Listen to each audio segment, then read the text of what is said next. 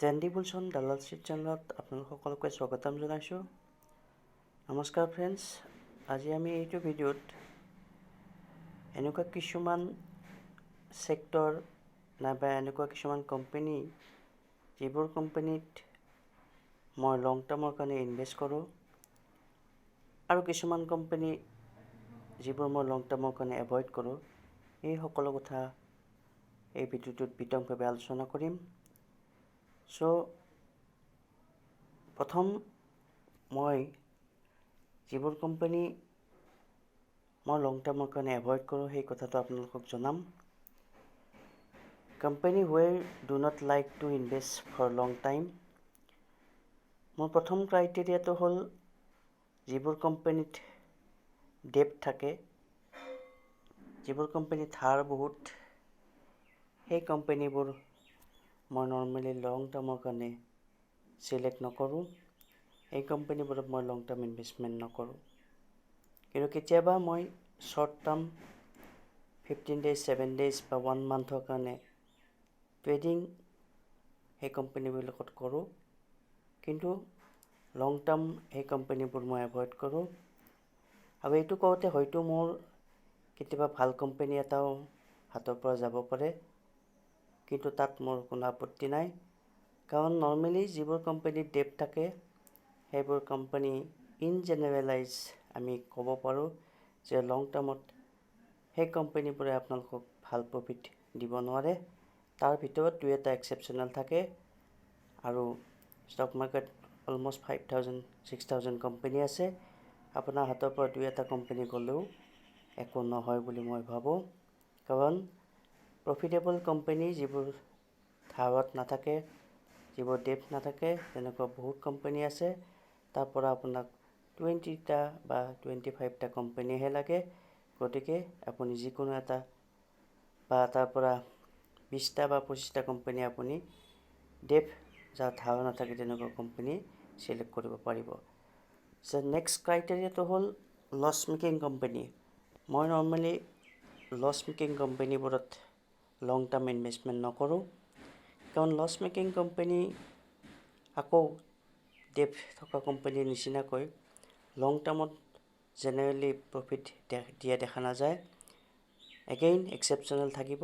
ইয়াতো 2-4টা কোম্পানী আছে, যেনেকুৱা জুবিলিয়ান ফুড ৱৰ্কছ। সেইটো এটা লছ মেকিং কোম্পানী হয়, তথাপিতো এই কোম্পানীটোৱে ইনভেষ্টৰক লং টাৰ্মত প্ৰফিট দি আছে। গতিকে তেনেকুৱা 2-এটা কোম্পানী হয়তো থাকি যাব পাৰে, কিন্তু তাত আপত্তি নাই। শ্বৰ্ট টাৰ্মৰ কাৰণে মই লছ মেকিং কোম্পানীটো কেতিয়াবা ট্ৰেডিং হিচাপত ইনভেষ্টমেণ্ট কৰোঁ, কিন্তু লং টাৰ্মত নকৰোঁ। নেক্সট হ'ল মেনেজমেণ্ট হিষ্টৰী নট গুড। যিবোৰ কোম্পানীৰ মেনেজমেণ্টে কেতিয়াবা স্কেম কৰিছে, মেনেজমেণ্টে কেতিয়াবা বেয়া কাম কৰি ধৰাত পৰিছে, তেনেকুৱা কোম্পানীবোৰ মই এভইড কৰোঁ।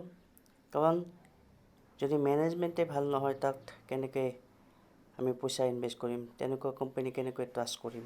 গতিকে যিবোৰ কোম্পানীৰ পাষ্ট হিষ্ট্ৰী ভাল নহয়, সেই কোম্পানীবোৰ মই লং টাৰ্ম ইনভেষ্টমেণ্টত এভইড কৰোঁ। তেনেকুৱা কোম্পানী মই চিলেক্ট নকৰোঁ লং টাৰ্মৰ কাৰণে। আৰু মই সেইবোৰ শ্বৰ্ট টাৰ্মৰ কাৰণেও নকৰোঁ, কাৰণ মেনেজমেণ্টেই যদি বেয়া হয় তেতিয়াহ'লে তাৰ গ্ৰ'থ আমি এক্সপেক্ট কৰিব নোৱাৰোঁ, আৰু কেতিয়া সেইবোৰ কোম্পানী ষ্টক মাৰ্কেটৰ পৰা ডিলিষ্ট হৈ যায় সেই কথাও আমি গম নাপাম। গতিকে তেনেকুৱা কোম্পানীত মই হাত নিদিওঁ। যদিও মই ডেপ্ট থকা আৰু লছ মেকিং কোম্পানী ট্ৰেডিঙৰ কাৰণে লওঁ, কিন্তু মেনেজমেণ্ট হিষ্ট্ৰী যদি বেয়া হয়, মেনেজমেণ্টে যদি কেতিয়াবা স্কেম কৰিছে বা ইনচাইডাৰ ট্ৰেডিং কৰিছে, সেনেকুৱা কোম্পানীত মই ইনভেষ্ট নকৰোঁ। আৰু শেষত মই আপোনালোকক 2টা এনেকুৱা ছেক্টৰৰ কথা ক'ম যি 2টাত মই লং টাৰ্মৰ কাৰণে ইনভেষ্ট নকৰোঁ। এই 2টা ছেক্টৰ হ'ল মেটেল ছেক্টৰ। মেটেল ছেক্টৰত যিবোৰ কোম্পানী আছে এইবোৰ লং টাৰ্মত আপুনি যদি চায় তেতিয়াহ'লে ভাল প্ৰফিট আপুনি নিশ্চয় দেখা নাপাব। কাৰণ এইবোৰ থিমেটিক কোম্পানী, কেতিয়াবা উঠে, কেতিয়াবা আকৌ তললৈকে আহে, অলমষ্ট লং টাৰ্মত একেটা ঠাইতে থাকে। তো এই মেটেল ছেক্টৰত মই কিন্তু শ্বৰ্ট টাৰ্ম ট্ৰেডিং কৰোঁ, লং টাৰ্মত মই মেটেল ছেক্টৰ এভইড কৰোঁ। কাৰণ লং টাৰ্মত কোনো মেটেল ছেক্টৰে আজিলৈকে মই হিউজ প্ৰফিট দিয়া দেখা পোৱা নাই। আৰু শেষত আকৌ এটা ছেক্টৰ হ'ল অইল এণ্ড গেছ কোম্পানী। বহুতকেইটা oil and gas company PSU আছে, গভৰ্ণমেণ্ট ছেক্টৰ আছে। আৰু এই অইল এণ্ড গেছ কোম্পানীবোৰত মই লং টাৰ্ম ইনভেষ্ট নকৰোঁ। এইকেইটা মই ট্ৰেডিঙো নকৰোঁ।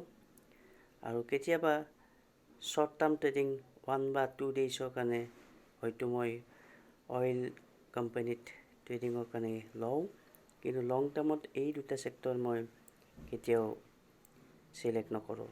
এই দুটা ছেক্টৰ মই লং টাৰ্মত এভইড কৰি চলোঁ, গতিকে আপোনালোকে চাই ল'ব। চ' এইকেইটা আছিলে মোৰ company who do not like to invest. So' মই এনেকুৱা ছেক্টৰ আৰু এনেকুৱা কোম্পানী যিবোৰ ডেপ্ট আছে, loss making, management history not good, আৰু কেইটামান স্পেচিফিক ছেক্টৰ মেটেল আৰু অইল, এইকেইটা মই এভইড কৰি চলোঁ। এতিয়া আপোনালোকক ছেকেণ্ড পাৰ্টটোত জনাম যিবোৰ কোম্পানী মই লং টাৰ্মৰ কাৰণে ইনভেষ্ট কৰোঁ। আৰু সেইকেইটা হ'ল, প্ৰথম কোম্পানী, যিবোৰ কোম্পানী এটা ছেক্টৰ লিডাৰ হয়। আপোনালোকে মন কৰিব, এটা ছেক্টৰ লিডাৰে কেতিয়াও লছত নাথাকে, সি নিশ্চয় লং টাৰ্মত প্ৰফিট কৰিব। গতিকে যিকোনো ছেক্টৰত আপুনি যদি লিডাৰত ইনভেষ্ট কৰে, তেতিয়াহ'লে সেই ছেক্টৰটো গ্ৰ' কৰিলে লিডাৰে নিশ্চয় গ্ৰ' কৰিব আৰু আপুনিও প্ৰফিট পাব। গতিকে মই তেনেকুৱা কোম্পানী চিলেক্ট কৰোঁ লং টাৰ্মৰ কাৰণে, যিবোৰ কোম্পানী সেই ছেক্টৰটোৰ এটা লিডাৰ হয়, সেই ছেক্টৰটো এটা প্ৰফিটেবল কোম্পানী হয়। এতিয়া মই আপোনাক কেইটামান স্পেচিফিক ছেক্টৰ ক'ম যিকেইটাত মই নৰ্মেলি ইনভেষ্ট কৰি ভাল পাওঁ। সেইকেইটা হ'ল কনজামশ্যন কোম্পানী, যিবোৰ আমি ডে টু ডে লাইফত ইউজ কৰি থাকোঁ। তো এনেকুৱা কোম্পানী, কনজামশ্যন কোম্পানীত হিষ্ট্ৰী যদি আপুনি চাই, লং টাৰ্মত প্ৰফিট পোৱা দেখা যায়।